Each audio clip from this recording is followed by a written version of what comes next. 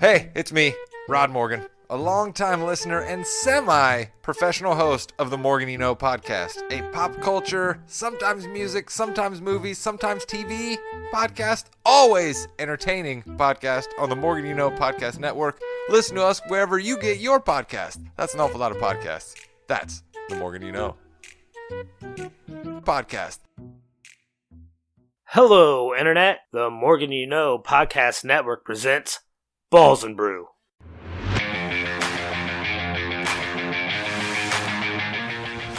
Welcome to week 16 of the NFL schedule. Another edition of the flagship sports podcast here on the Morgan You Know Podcasting Network. My name is Rod Morgan. We hope to be able to finish this podcast for you, but we are right now officially in the blizzard of Christmas up here in South Bend, Mishawaka. I'm not entirely sure what it's doing down in the Greenwood area. The producer of this podcast, James Thomas Jamriska, is with us. Jimmy Jam, what's happening down in your neck of the woods?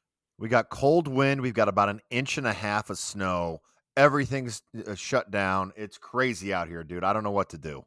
All right, Williams, I know you're about the same boat as I am. Are you hunkering down, or are you unfortunately forced to go out tomorrow the same way that I am? Our football handicapper, Josh Williams. Hello. Nah, I've got tomorrow off, but I am supposed to try to fly out of O'Hare tomorrow night, which would be Friday night. So I don't know if that's going to happen or not.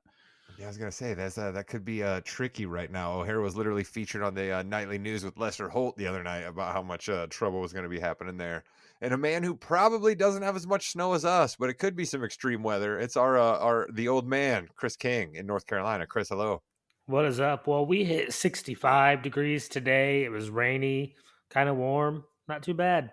All right, there you go. Just rubbing it in all of our faces there. We will get to all of our normal fun that we do here on the podcast. Chris knows three things he's going to tell you. Our football handicapper, Josh Williams, whose record stands at 25-18-2 right now. And we're going to talk about one of these games that he lost last week that we may be willing to give him like half a game credit or something. I don't know. We'll discuss that in a minute. Jimmy's got a face and a heel for you.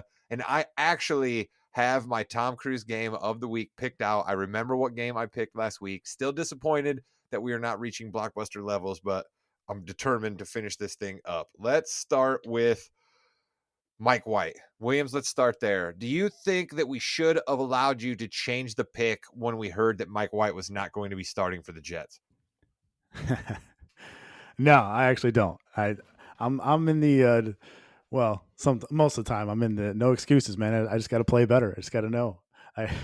He was on the injury report. It sounded like he was going to play, but look, I mean they actually had that game won. They were up by 3 right about midfield. The defense, which is the strongest part of their team, 4th and 1, just stop them there. Actually, they don't even need to really shut them down there. If they get 3 yards, so what? They still have to go another 45 yards against that defense. For some reason, they sold out on the 4th and 1 play.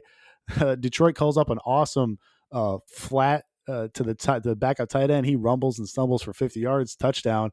Detroit covers, so Detroit wins outright. So yeah, no, I think I should get the full loss there. If I know Mike White's not playing, I probably don't pick that game. But hey, man, got to be better. No excuses. Let's go. I mean, but let's also toe to the other team there, the Lions, my red hot Detroit Lions, Mr. Williams. I mean, I really feel I'm at the moment right now of being able to cash both Lions and the Giants to the playoffs. Is that even possible? Am I wrong to even think that, or is there a way that both of them can make the playoffs?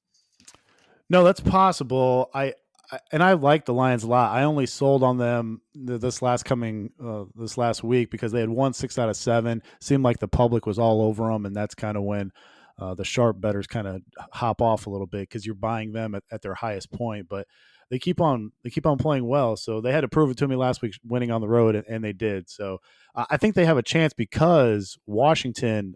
I think everyone kind of thought Washington was going to beat the Giants last week. They ended up losing, and now 2 out of the last 3 games for Washington are against San Francisco and Dallas.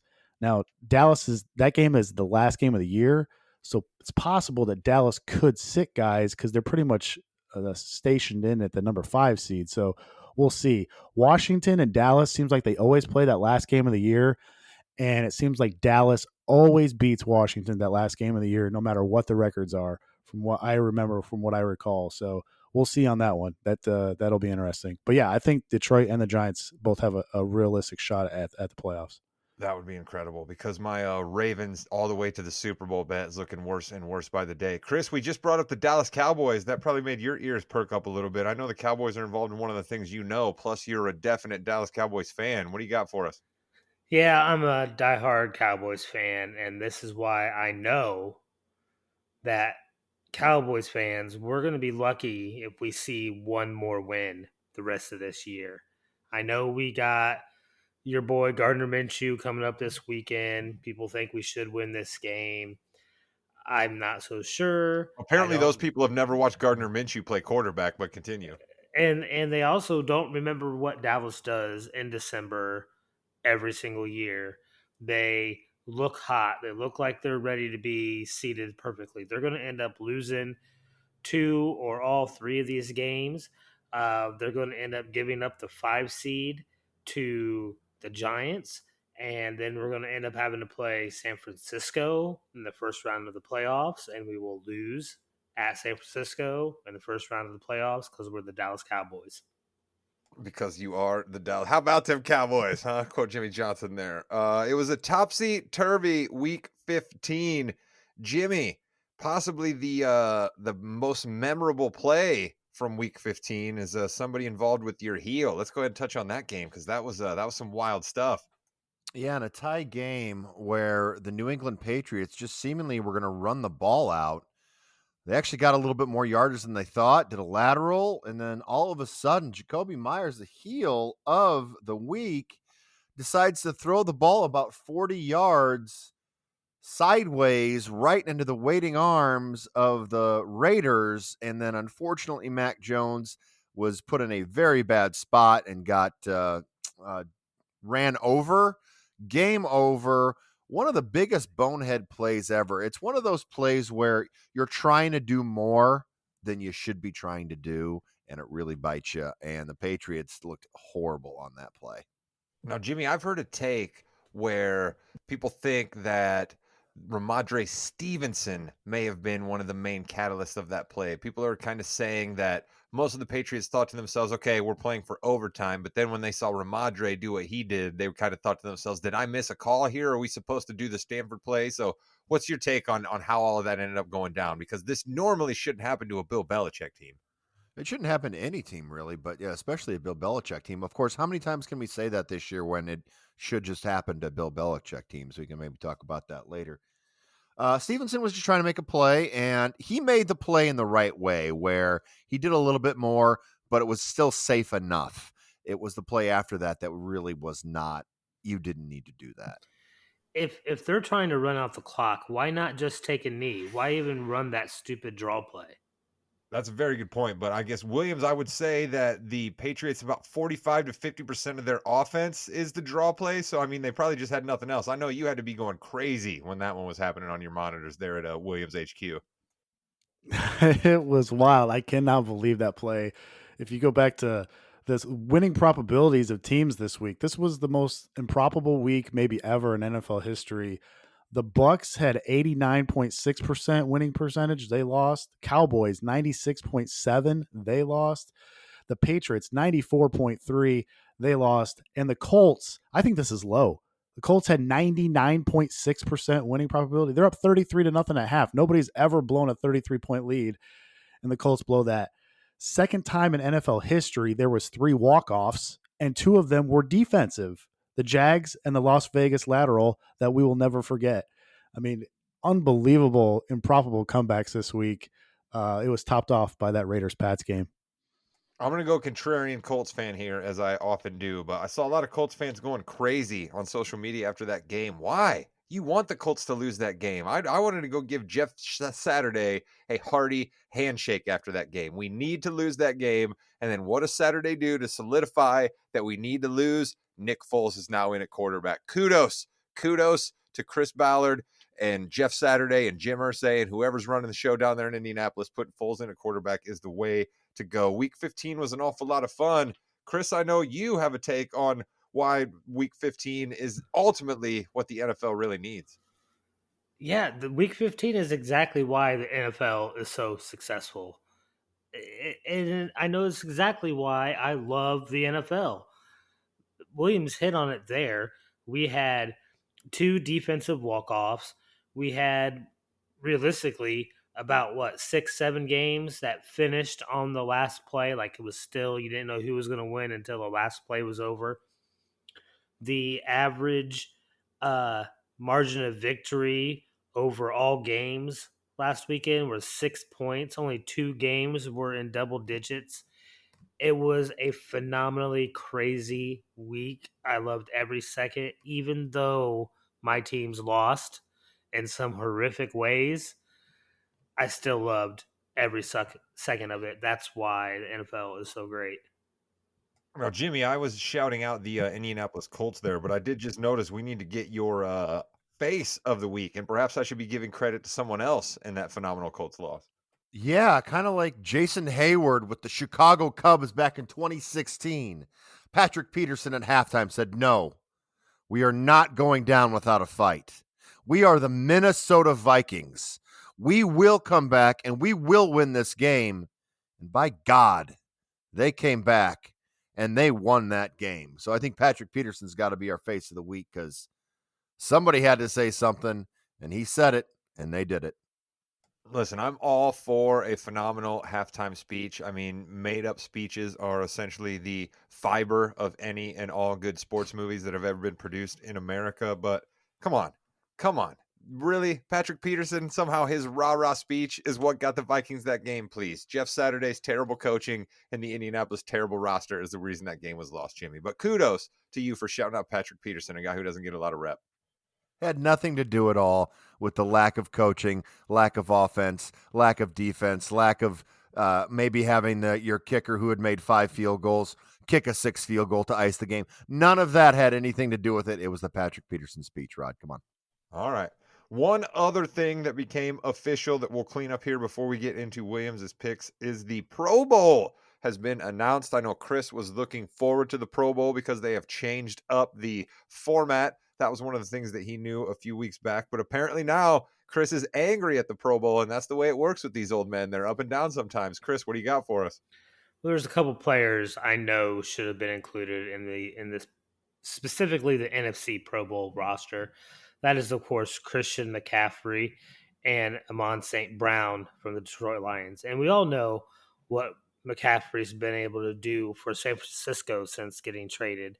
They are still running like a well-oiled machine now. He has almost 1,500 total yards from scrimmage. He has 10 touchdowns total, plus a passing touchdown. The guy does it all. He's been healthy all year.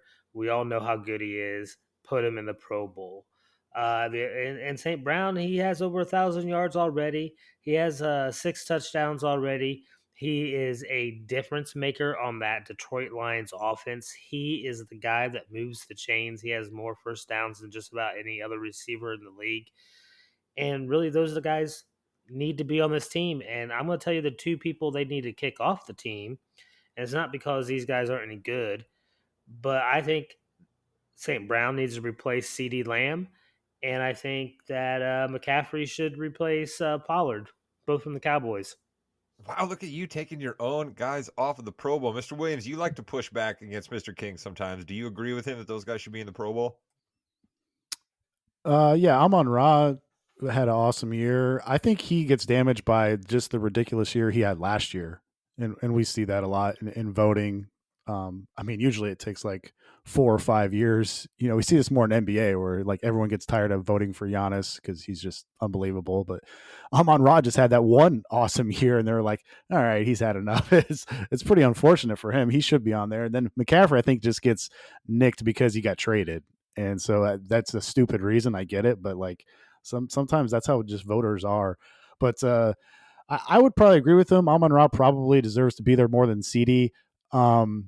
And McCaffrey is obviously a bigger name than Pollard, but man, I'm a huge Tony Pollard fan. I mean, he is.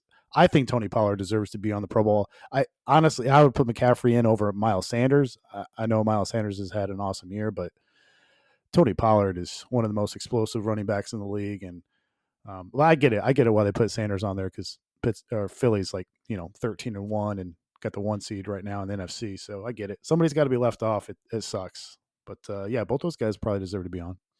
Jimmy, I'm going to come to you with the last point on this because Williams mentioned the NBA there, and we always see a couple of guys who are snubs for the All-Star game, and then they manage to make it in when guys want to sit out or guys get injured.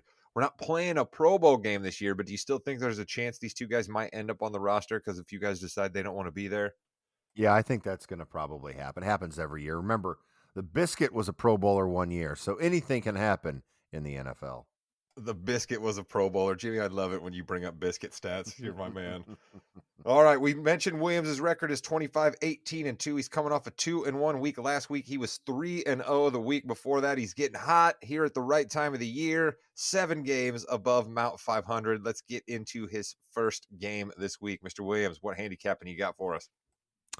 Yeah, this is, I think, the first time this year I am going to go with me and Jimmy's team, the Bears. Give me Bears plus 8.5 on MGM against the Bills. Yep. If you want to neutralize the passing game, wind is your best friend when taking the dog.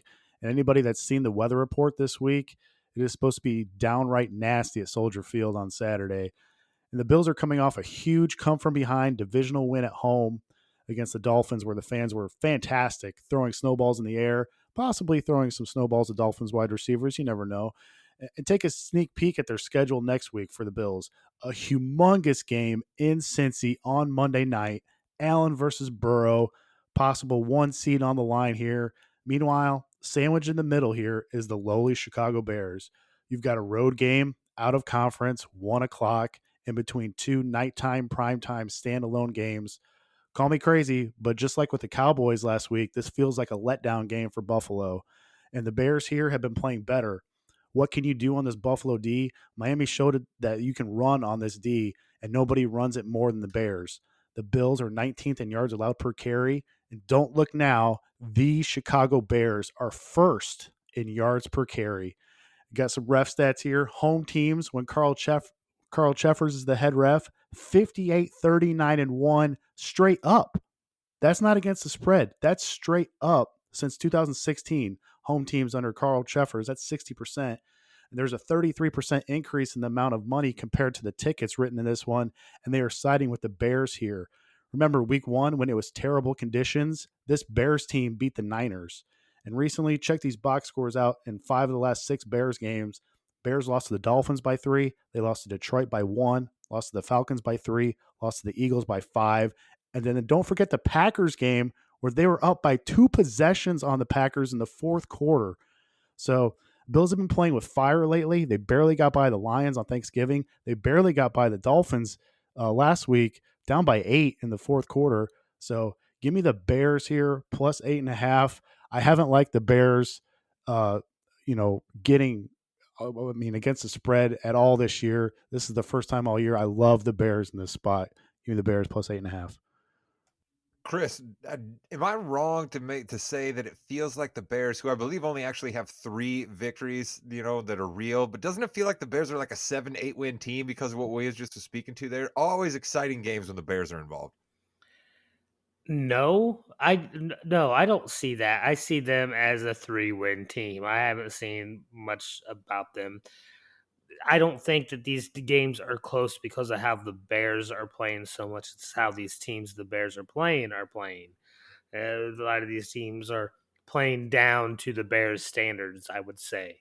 Um, I don't think the Bills are going to do that this week. I think they need to make sure and keep putting pressure on the rest of the AFC. I see them winning by 10 points probably or more.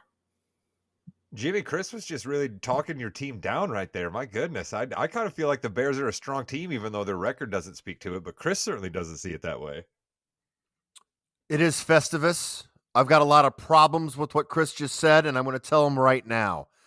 If the Bears had any defense whatsoever, I know the irony is thick, my friends. If they had any defense whatsoever, they would have 3 or 4 more wins. Their offense is amazing. Their offense is not teams are not playing down to anybody. Their offense is beating teams. It's just their defense has been so bad. After the first few games of the season, Fields has been hot. He didn't score a rushing touchdown for the first time in a while last week, even though he did stepped out of bounds. It's okay. But yeah, Chris, I'm sorry on this one. It does feel like they're more, maybe a 6-7 win team. But just like Rod and his Indianapolis Colts, Bears can stay at 3. That's fine right now. This season's a wash. Let's stay at 3 wins. You know what I love about the Bears draft position as well is they don't want a quarterback, right? So if the Bears end up getting one of those high draft positions, perhaps they can work that into an extra pick or a better player or something like that for all these teams like my team, perhaps, to try to that are desperate to get up there to the top, Jimmy. So I'm with you. Keep losing if you're the Bears, but keep looking strong. Yes, and maybe they can make a quick call, quick ride down to Indy. Let's get him a quarterback. Why not? Chris, yeah, sound like you were going to jump in there. You got something else before we move on? I was just going to say, he was talking a lot about that prolific Bears offense when they've scored less points than the prolific Arizona Cardinals this season. Well, I mean, when you got Cliff Kingsbury as your head coach, you're going to put up the points. You know what I'm saying? All right, let's move on to Mr. Williams' second game involving the Brian Daboll-led New York Giants and those Minnesota Vikings, those plucky Minnesota Vikings who just can't seem to lose. Williams, what do you got for us on this one? Man, I had the Colts plus 4.5 last week. If they would have blown that after a 33-point win, I was also on Matt Ryan and the Falcons in the Super Bowl when they were up 28-3, getting 4.5. They blow that. They lose the coin toss. They end up losing by 6. So Matt Ryan evidently hates me. So I'm glad that Nick Foles is benching him. Let's get on to this pick. Giants and Vikings. I'm fading this lucky Vikings team again. I'm taking Giants plus 4. What does Wink Martindale do? The defensive coordinator for the Giants, he loves to blitz. And when he blitz, he plays man behind. Kirk Cousins, he has not been good versus the blitz. He hasn't been good versus man coverage either. And the Giants are now top 5 in the league in pressure rate. Kayvon Thibodeau was awesome on Monday night versus Washington. He was a one-man wrecking crew. Cousins' passer rating goes from 98 in a clean pocket to 79 when pressured. His PFF grade against the blitz is 36th out of 39 qualifiers. Yards per attempt when blitz for Cousins, only 5.6. That's the second lowest in the league, only better than Carson Wentz.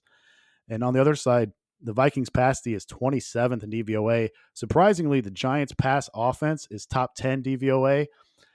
I said it before last year when Brian Daboll got hired in as the Giants coach. I don't think it was on the pod. I think it was in a text thread. I said Daniel Jones will be a top 15 fantasy quarterback. I remember Jimmy saying blasphemy. That is not going to happen. Daniel Jones was actually a number 1 fantasy quarterback. He finished 12th in my league. So I had to throw that in there. You've been a Danny Dimes supporter for a long time, my friend. You bring up some Danny Dimes stats often. You love you some Danny Dimes. It's something about Duke football just gets you every time. I'm going to bring up some more here in a second. Under Brian Daboll, the Giants are 6-3-1 straight up as a dog. And Danny Dimes, 15-5 against the spread as a dog. He's 13-5 as a road dog. And when the spread is under 8 points, like it is in this game, and he's a road underdog, he's 11-1 against the spread, 92%. The head ref in this game is Adrian Hill. He's a solid ref. That's what you want when you back a road dog. 66% of his games have went to the under in his career. That's another small check mark in the corner of the dog. Less overall points scored always helps the underdog. 50% of the tickets are split here, but 57% of the money is coming in on the Giants.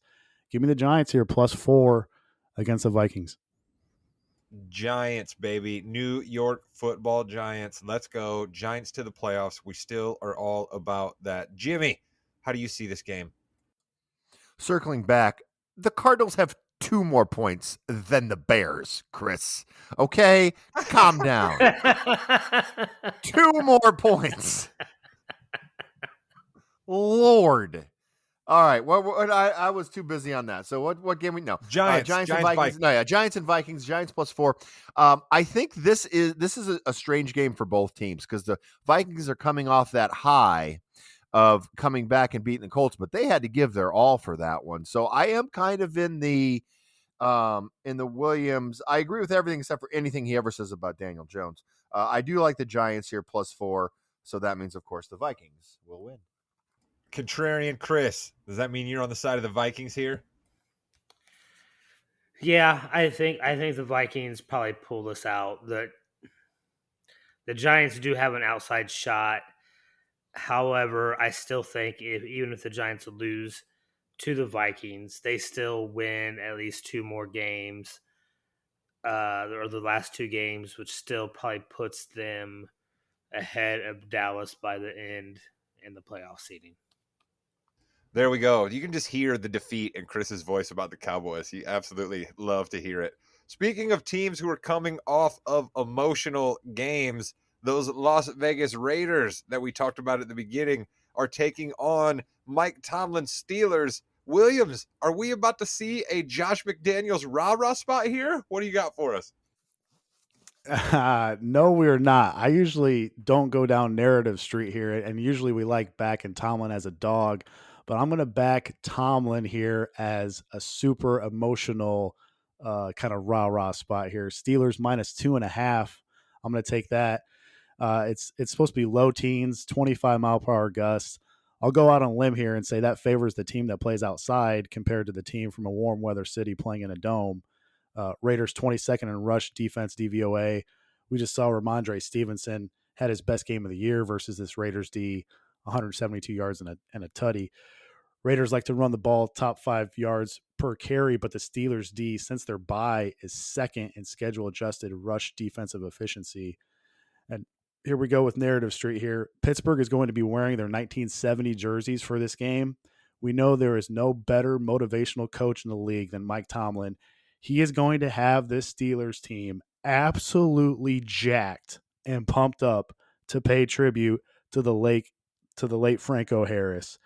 I think this rush D is going to come out on fire. I think the rush offense is going to come out on fire. The terrible towels are going to be out prime time Saturday night. Vegas off a super emotional win, come from behind, improbable win. Now they travel 3 time zones out in the cold outside. Derek Carr, no thank you. Give me the Steelers. 58% of the tickets are on the Raiders, but 63% of the money is on the Steelers here.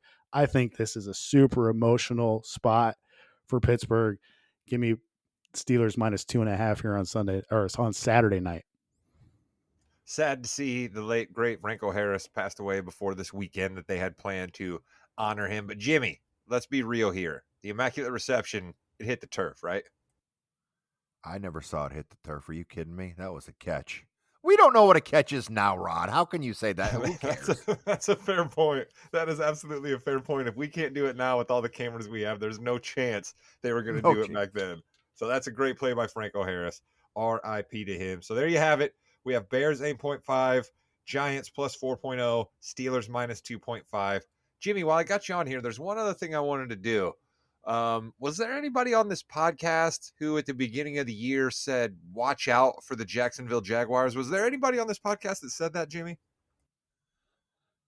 Yes, there was, Rod, and it was us, and we were right, and they're still playing well. They absolutely are. They still have an outside shot to beat this Tennessee Titans team. And Mr. Williams, I wanted to come to you on this before we let you go here. Actually, I'm going to do my Tom Cruise game in a second, but I want to come to you on this. Do you feel responsible for the Tennessee Titans slide and now ultimately Ryan Tannehill being out for the rest of the year because you finally, after trashing them so often, picked them a few weeks ago, and it has not gone well for them ever since you did that? If I would have known I would have put the kibosh on this team, I would have done it a lot sooner. But yeah, they've lost 4 in a row. We said that they just can't. They could not keep running that hot, and they've lost 4 in a row since.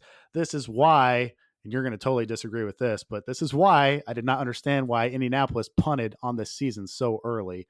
If you go back and look at because they just blew the largest lead in the history of the NFL regular season. All right, they're not any good, Williams. That's why they punted. But continue. I will never accept that. If they wanted to lose, they wouldn't have gotten off to a 33-0 start. So, and you go back and look at some of the box scores, this Colts team could easily be 8-6. But alas, that's been the weirdest, most disappointing team I think I've ever seen this year is the Colts. So, but yeah, I think Jacksonville can definitely get this with the tight. I mean, they both have games left against Houston, which is interesting, and it still could come down to Week 18 when they play each other. So that would be interesting with no Tannehill. Yeah, it should be both South, right? The NFC South and the AFC South. Just like everybody's holding their nose, and somebody's gonna have to win it.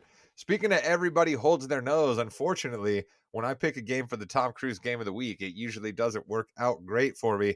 I was hoping for a big "the old guy still got it" out of Tom Brady and the Bucks taking on Joe Cool, the heir apparent to Tom Brady, Joey Burrow, and the Cincinnati Bengals, and maybe for the first quarter, it looked like we had something. The Bucks were rolling, things were looking good, and then Tom Brady got mummified. And turns out he actually is not rising from the dead, and the Bucks are still as lethargic and as uninspiring as we have called them every week on this podcast. So that means last week's Tom Cruise game, excuse me, between the Bucks and the Bengals gets graded as Tom Cruise's Mummy remake. Jimmy Jam, I go to you every time I make the call. What do you think? Yeah, I think this game was a little bit better than the Mummy remake, but I see where you're going. Where you think he's back, he's not really back. Some spoilers in there, maybe, but man, that was a horrible. I guess it was. Yeah, okay, it was a horrible second half for the Bucks. How about that? I'll give you that. That's what I mean. We got to put together two good halves, or we at least need to have the most exciting finish ever to reach blockbuster level. So, Chris, your thoughts on last week's game reaching the level of the Mummy remake? I liked it. I actually liked the Mummy remake probably a little bit better than most. And it fits for me because you had a couple little exciting parts at the beginning, and then there was a little bit of a dull, a little bit of a letdown, and then it got exciting, and there was a lot of crazy twists and turns, especially in the second half of the movie. Much like if you were a Bucks fan, in the second half of that game, a lot of crazy twists and turns and some craziness that happened. Yeah, crazy that they lost. I'm sure Bucks fans weren't happy about that. Williams, you got any thoughts on the Bucks Bengals game being labeled as the Tom Cruise movie, The Mummy? I'm sure you've seen that one multiple times, haven't you? Yeah. got I got a crazy Tom Brady stat though. I got when in his career, Tom Brady at home when leading by 17 was 89-0. Now that is 89-1 thanks to those 4 turnovers in the third quarter. That was one of the weirdest third quarters by a team that I can remember. Yeah, you just don't expect to see that out of Tom Brady, but I mean, Father Time is undefeated. I mean, we saw 18 out there in Denver. He just kind of fell off the table. Brett Favre had that phenomenal year in Minnesota, and then it was just done for him. And like just quarterbacks at some point, it just seems to be over and done with. We keep saying that Brady's got an outside shot at the playoffs because somebody's got to win that NFC South.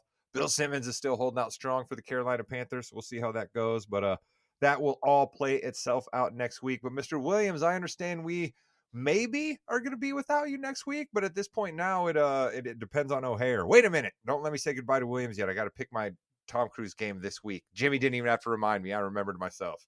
This week's Tom Cruise game, we mentioned it earlier.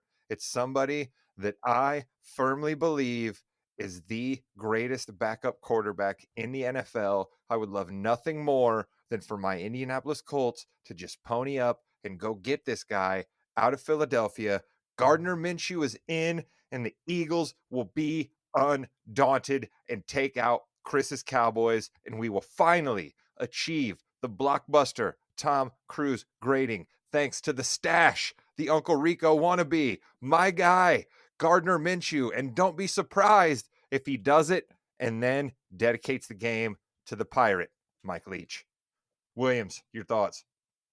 Yeah, I love some Gardner Minshew, but I think Dallas wins this game. And I was actually going to take Dallas minus 1.5 when Jalen Hurts was projected to play. I loved Dallas against Jalen Hurts in Philly this week. That might sound surprising to Chris because he sounds so down on his Cowboys, but I thought it was a perfect spot to buy Dallas there.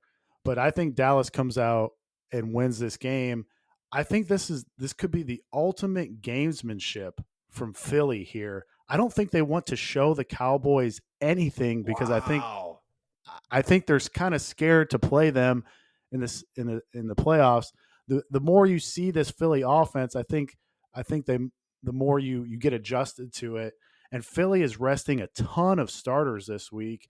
I think deep down they want to lose this game and then come back and win next week versus New Orleans. Why is the New Orleans game important? Because they have the Saints pick next year. So if they beat the Saints, that'll help them with their pick. Like right now, it's like a top 7 pick. So I think Minshew plays well, but I think Dallas gets the win here. And there's no way, Chris, I mean, step away from the ledge. There's no way the Giants are passing the Cowboys here. The Cowboys beat them twice already this Yeah, year. just wait. Plus Dallas still has a game against Tennessee. Tennessee's reeling. Yeah, just wait. Yeah. No, the Giants will get the 5 seed. Come on. Or the Cowboys will get the 5 seed. We'll Come see. Jimmy, did Williams basically just say that the Eagles are throwing my guy Minshew out as a tackling dummy there? Is that basically what Williams just said? That's sort of what I heard. Well, I think that's what he thinks, and I think that might be what the Eagles think. But guess who doesn't think that, Rod? Gardner Minshew. You're damn right.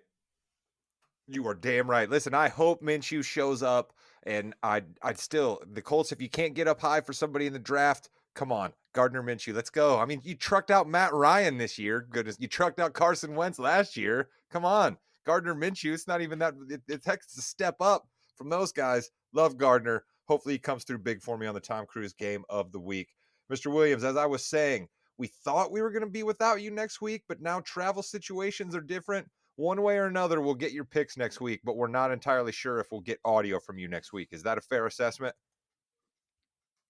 Yeah, I probably won't get audio. I won't rule it 100% out, but yeah, I'll try to get some picks out, and hopefully we can have another good week this week. And then, Chris, I will be leaning on you heavily to come with referee stats in Mr. Williams' absence. Can you do that for us? I will do my best, but I only hope to partially fill his shoes. And then, Jimmy, I will need you to completely no-show all of my jokes the way that Williams does, and then we will officially fill in for Williams in his absence. I will have my script ready, and I will follow my script. No ad-libbing from you. Oh, all right, there we go. Williams, happy holidays to you, my friend. Merry Christmas. We appreciate everything out of you, and we will catch back up with you one way or another next week. Yeah, no problem. Brendan Fraser, The Mummy. I've seen it 100 times. Come on. Brendan Fraser, you're the best, Williams. You're the best. All right, we say goodbye to Williams. That means one thing and one thing only. After a short musical interlude here, we will run the NBA Fast Break, and your driver will be none other than the producer of this very podcast, James Thomas Jamriska, on the other side.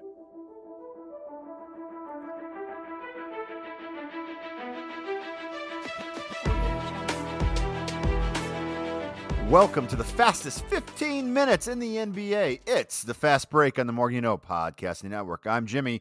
Rod and Chris are here, and we always start with our team, the Sacramento Kings, who are 6-4 in their last 10, 6th in the East, and Rod, our boy Sabonis, triple-double in the 105-99 win over the Lakers, 13, 21, and 12.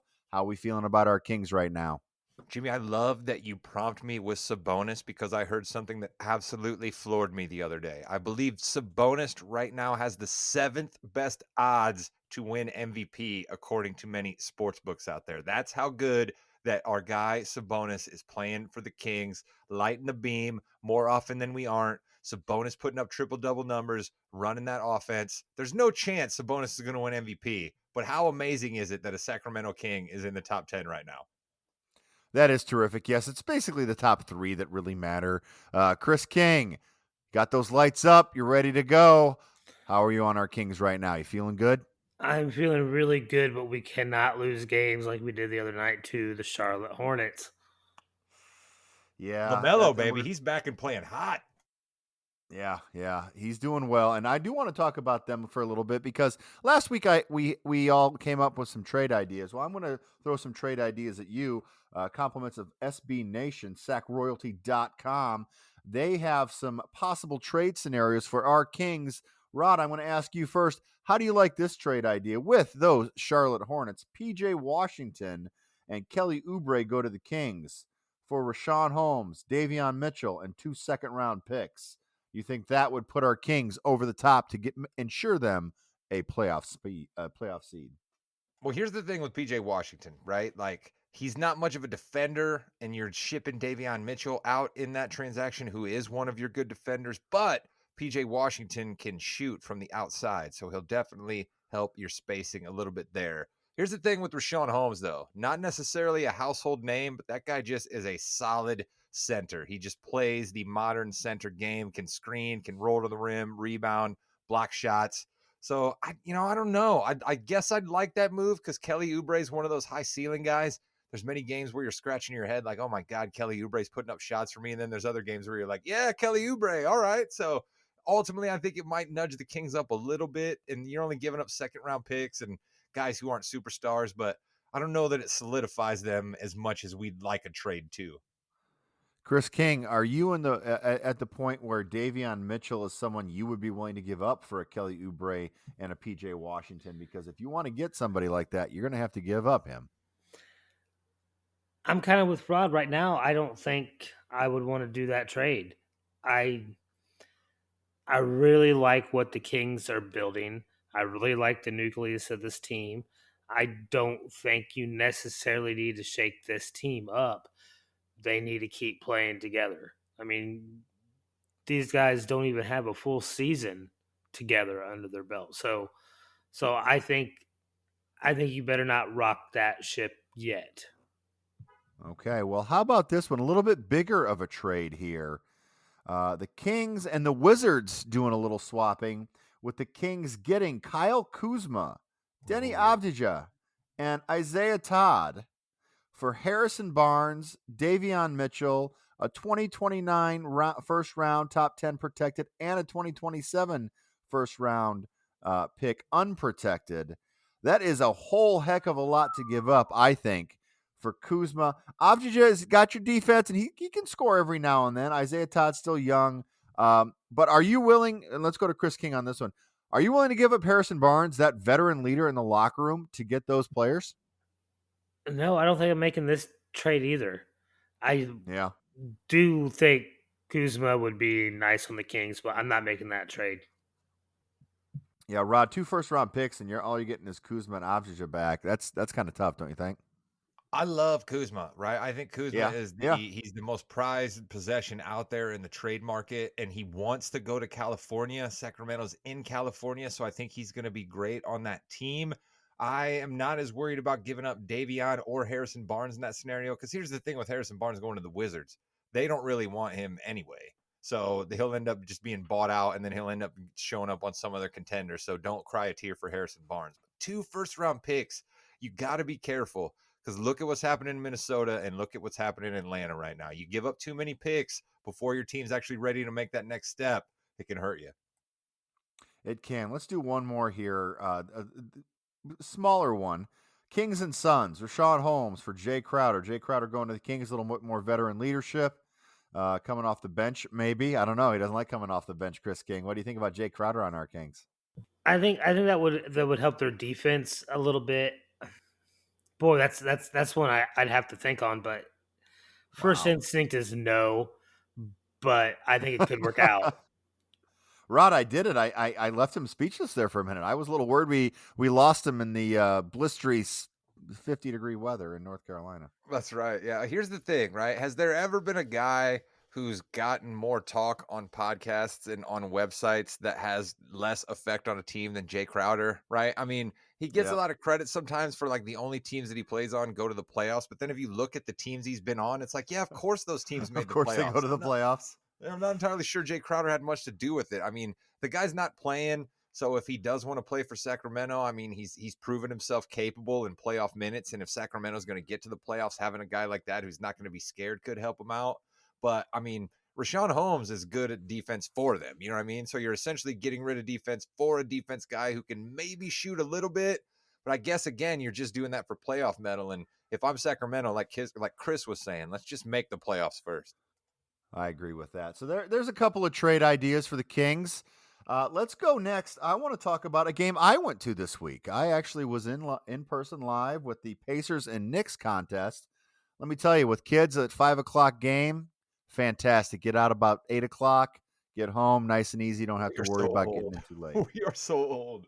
Oh, we are so old. It's ridiculous. But Pacers and Knicks, a couple of things that came out of that. First of all, Pacers really do put on a great show overall, but the fans were really not as into it as I thought they'd be. And there was a decent amount. Now, Rod, you and I went to the same arena about a month ago for SmackDown, and it seemed like there were more people there for SmackDown, but really they were both near a sellout. I do want to hit on a couple things here. TJ McConnell is the fastest person I have ever seen with a basketball, which of course means I haven't seen that many people with a basketball. Watch TJ McConnell. He's amazingly fast and he can play on a playoff team. I look for him to be traded here soon. I need your TJ McConnell takes if you have any at all. I totally agree with you on TJ McConnell that he's a guy that a lot of playoff teams would look to themselves and say, yeah, that guy can be on our team and he can be our 8th, 9 man off the bench because we know that he's going to make the right play and he can bury some shots when need be. And he's an absolute pest on defense. But my question is, if you're the Pacers, why? Why are you going to trade these guys? I mean, I don't know that anybody you're going to get back is going to move you to being a solidified top 6 team. And I don't know if you really want to be a top 6 team. So I don't know why the Pacers would trade him, but certainly teams would want him. Well, and Chris King, that's why I want to go to you next. Seeing them in person, they had fun together. They played well together.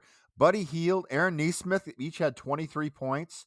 They could not hit a free throw to save their life. Miles Turner had a horrendous game. But of everyone there, Turner, I still think maybe you want to get rid of him because I don't see any more upside coming from him. I could see a trade there to get something for the future. Chris, thoughts on that?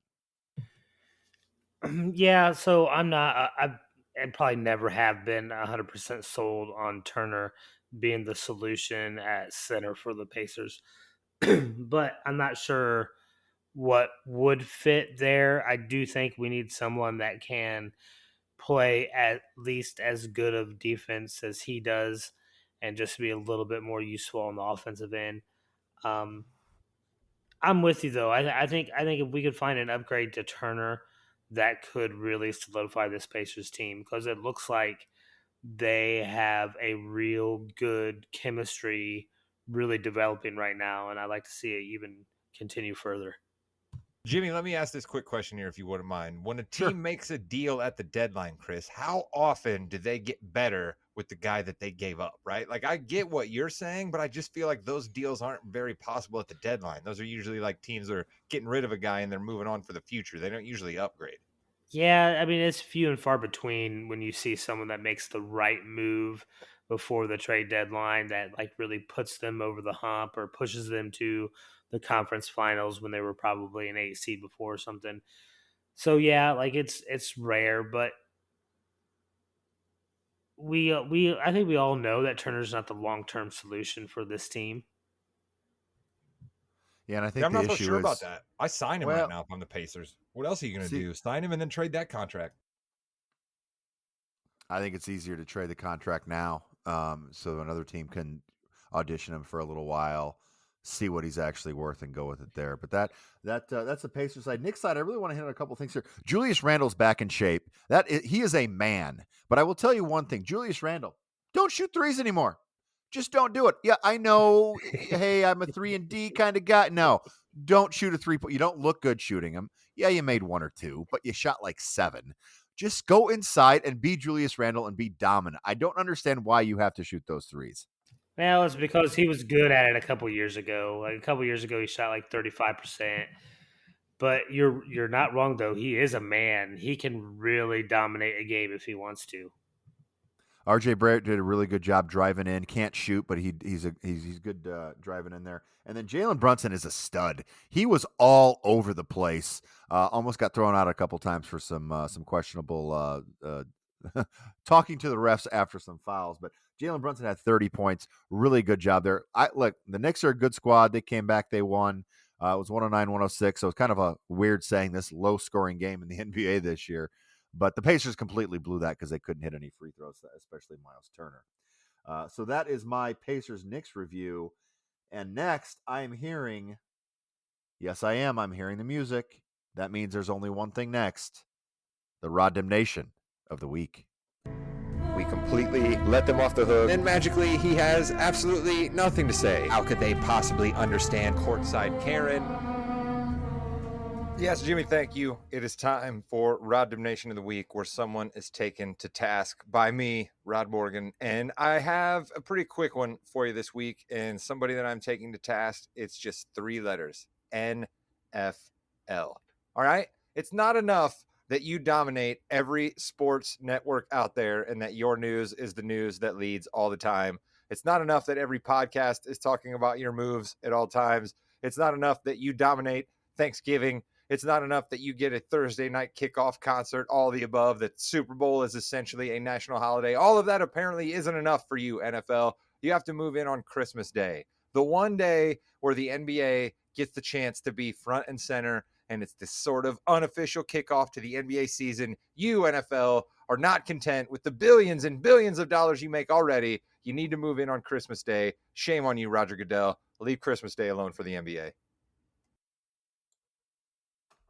So wait a minute. You just had a raw damnation on the fast break, which is an NBA related part of our podcast, saying how the NFL takes over everything, including the NBA portion of our podcast.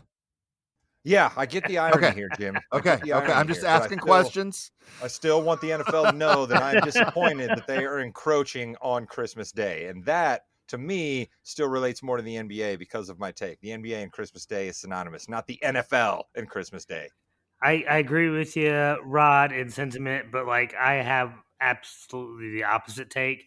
I was a little bit bothered that most of my NFL games are going to be on Saturday this weekend instead of the traditional Sunday. Well, they usually do that just because there's no college football and they can overtake another day because the NFL, of course, likes to take over everything, including the raw damnation of the week. Hopefully, we're not going to see the Cowboys in this next segment because it's time for the Kings Hardwood Hierarchy. Bryant for the win.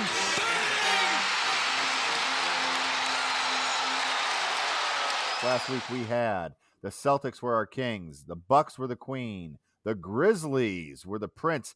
Very good call having the Grizzlies over those Pelicans because the Pelicans kind of hit a slide there. And then your Wizards were the jester. Can't wait to hear what this week is, Chris. We've got to have a new king, don't we? We've got to have a new king. We have a new king. I'm sorry, Boston fans, but you lose 4 at home, or 3 or whatever it was. It's just They lost to the Magic. I mean, What? the Magic Yeah. are frisky, but they lost to the Magic. Yeah, no. Not only did they get knocked out of the king seat, they are not in the hierarchy at all this week. Whoa. Wow. Yeah, so we've had some teams that are playing pretty good. Mostly by default, the Bucks are moving up into the king seat. Really didn't want to do that, but I think I still have to put them in the queen seat. They're still really good. They have had a couple tough losses lately, but they're still probably the best team in the league right now. In the queen seat, I'm going to put the Cleveland Cavaliers. They have won 5 in a row, 7 out of the last 10. They are playing hot right now. They just beat the Bucks. They are the prince, or they are the queen, and the prince out of nowhere, the Brooklyn Nets. 7 wins in a row, 9 out of the last 10. I'm sorry, guys, but when you're playing good, you get recognized. They're the prince. You're a journalist. I mean, that you are a journalist. You're unbiased. You see the record on the paper. Yeah, Rod is, I think, throwing up in the corner now. That's Speaking all right. of You okay? biased, I'm the other way around. I can't Yeah. see anything good on this Brooklyn Nets team, dude. I do not want to hear about Kevin Durant for MVP. I'm sorry. A guy doesn't get to win MVP after he calls for his coach and his GM to be fired and demands to be traded, all right? You don't get to win MVP after that. I'm sorry. And Kyrie Irving, fine, please. Let's give him a friggin' trophy for playing basketball, the thing he's contracted to do. My God, stop with the Brooklyn Nets. Maybe, Yeah. Chris, maybe we should have done this before the Rod damnation, and the NFL might not have taken it over. There. Yeah, So again, listen, the Brooklyn Nets are the prince. I don't root for them to be the prince, Rod, but they're playing that well right now. They're beating teams. They're winning. They got to be up there. I'm not And real for- happy either that we're basically crafting a narrative that Steve Nash was the problem in Brooklyn. Yeah, Steve Yeah, Nash. yeah, he was the problem. Yeah, big problem there. All Um, right, who's your jester? Please say the So- Nets. That would No. be incredible. No, the jester this week is going to be the Charlotte Hornets. And even though you said I have journalistic integrity, I don't in this pick because I'm basically picking them because they beat the Kings. and snap their 8-game losing streak. But they're playing still pretty horrible, even though they got ball back, and he's playing well. They are still just they're not very good. So wait, you gave the team that beat a playoff team the gesture just because you like the playoff team. Man, I tell you, we are doing good today, gentlemen. This is a fantastic show on the Morgan Podcasting Network. So let's go over that again. We had the Kings, the Bucks dethroned the Celtics for the first time in a few weeks. Cavs jumping in there. Cavs are playing real well again, and they've just made all the good moves. And Donovan Mitchell is playing like he should be playing. Mobley is doing great on the defensive end there, and they haven't even gotten everything out of him that they can yet. The Nets are horrible according to Rod. They're fantastic according to Chris, and the Hornets are the Hornets, and hopefully they have a high pick in the draft. That is your Kings Hardwood hierarchy for this week, and that will bring us to the end of the fast break. Rod, what do you have to plug for the Morgan You Know this week?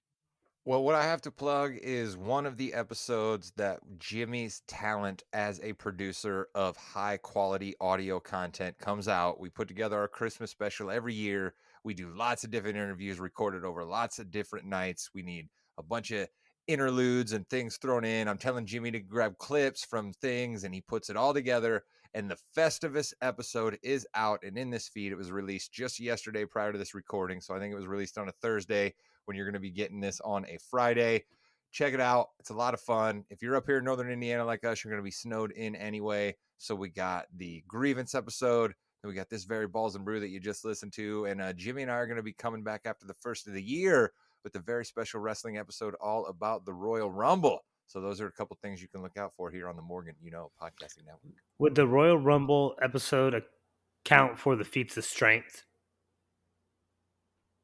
We passed on the feats of strength, Chris. We passed on the feats of strength. There's one time I defeated Vanimal in like under 10 seconds, and we decided that was enough for the feats of strength.